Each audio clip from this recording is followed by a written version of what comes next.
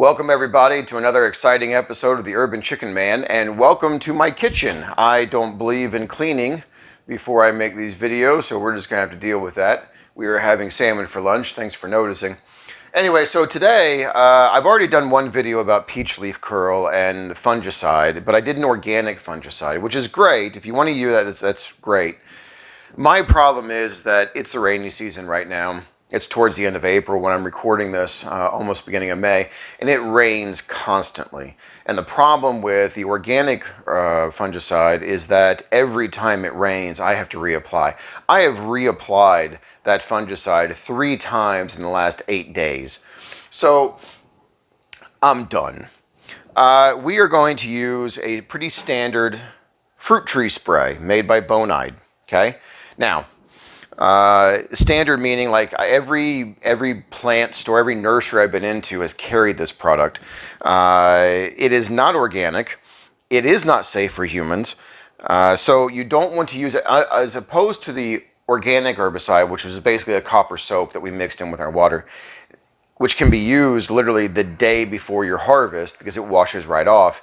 This does not wash off as easily. The good side is I use it early in season because we're not close to the harvest. You don't want to use this within 3 weeks of harvest. So normally what I would tell you is to get the book off the back, but this is an old bottle of mine. I don't know where the book is, so I downloaded it and took a look to see how much we want to use, not only based on the volume of what we're going to put into our sprayer as far as water goes, but also based on what stage of growth our trees are in.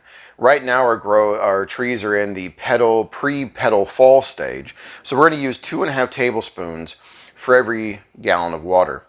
Anyway, so I'm going to go ahead and get this mixed up, and you can watch if you want, that's fine. And one pro tip: if you don't need a 2-gallon sprayer, we all tend to buy things a little bigger than we need because, you know, America and all that. If you don't need a 2-gallon sprayer, which I really don't get one because I can't fit this damn thing underneath the sink. Not very well anyway, not to fill it up the way I need it to. So anyway, we'll work on that. But I'm going to go ahead and get this filled up, mixed. By the way, follow the directions. Shake very well, mix according to the instructions, and then take it out and spray the tree top to bottom. I'm going to show you how to spray the tree here in a minute as we put this on, and then maybe I won't have to spray this thing 3 times in 8 days again.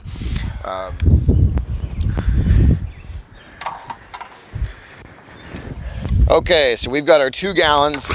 Ooh, that one popped right out on me. We've got our 2 gallons of fungicide here, and here's a great thing about this fruit tree spray. It not only kills fungus, fungus. Trying to make sure I said that right. But it also kills bugs, insects, mites, you know, that kind of thing. So again, it's something I personally wouldn't use it a lot. I like the organic option, but when we're talking about having to replace because the organic option washes off so easily, it's a good option. So I'll use this early in the year, and then we'll turn around and use organic stuff when the rain kind of subsides, and we're not talking about getting rain every other day. So this fruit tree spray takes a few hours to set. So as long as you're not going to get rain within a couple hours of spraying it, you're fine. Go ahead and spray it, let it sit. Again, no more than 3 applications per year, no sooner than 21 days to harvest, no closer to harvest than 21 days. One of the best things I can tell you about this that you never seem to really think about until it's too late: check the wind. My wind comes in here from my right, so I'm spraying to my left. I don't want this in my face. I didn't want the other stuff in my face. I want very few things in my face. This is definitely on the list of do not want in my face. So we're going to start spraying this here. And normally, if you've watched my other videos, you'll know that normally I use about 1 gallon on the peach tree. I'm going to use a little bit less. I got well, that was interesting. I got 2 gallons in my pail because I'm going to go ahead and spray the apple trees too. I might as well go ahead and cover them for any kind of bugs or parasites and things like that that might get into them since I'm out here anyway. I'm not going to use them on my blueberry bushes. Those guys are still kind of recovering from having poor soil. They haven't grown very well. We just fixed that soil in another video about a week ago. But anyway, so I'm not going to use it on them. I don't want to get too crazy with it right now, and we'll worry about them if they actually get something. So anyway, here we go.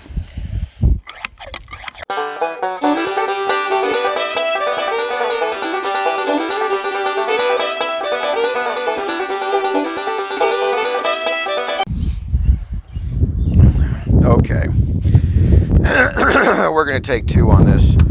I'm not even going to edit it. Screw it. I'm kind of lazy about editing anyway, because I was an idiot. Another pro tip, besides not buying a 2-gallon sprayer if you don't need it, make sure your fertilizer that you're using, if you're going to put it in your sprayer, is water soluble, because my damn line was clogged up with a bunch of dried blood. You would think dried blood would reconstitute when you put it in water, but anyway. Shut up. I can hear all my friends now posting about this one. Okay.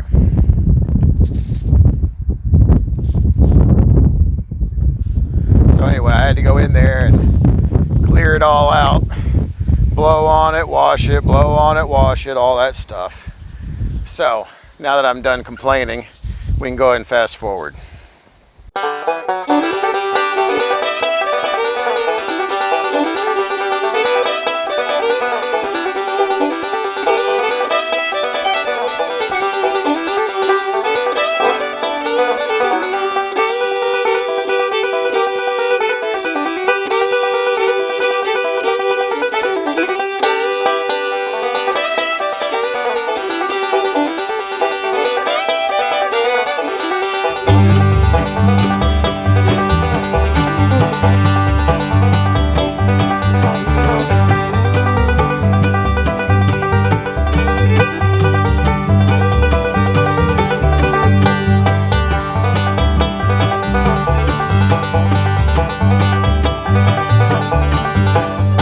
Got our 2 apple trees and our peach tree sprayed and all that stuff, and as you can see, try and start at the top, work your way down. I didn't really do too well on the apple trees because, again, they usually do just fine, so it's kind of a light coating and whatnot.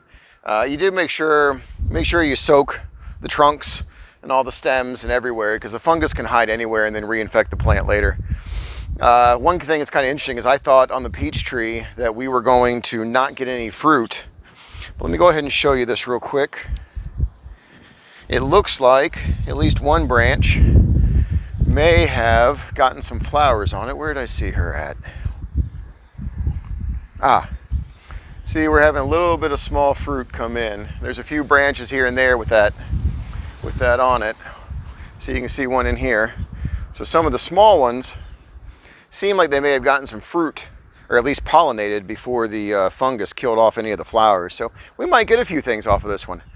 I didn't know, but oh, here's a big old group of them right in there. Let's see if we can get a better look. See? All up on that branch. So anyway, I guess the moral of the story is don't give up hope like I did. And you might still get some fruit off of them even if you get a bad infection. So anyway, again, scan the QR code in the bottom right hand corner, ask me any questions you got, and I'll see where I can help you out. Thanks a lot.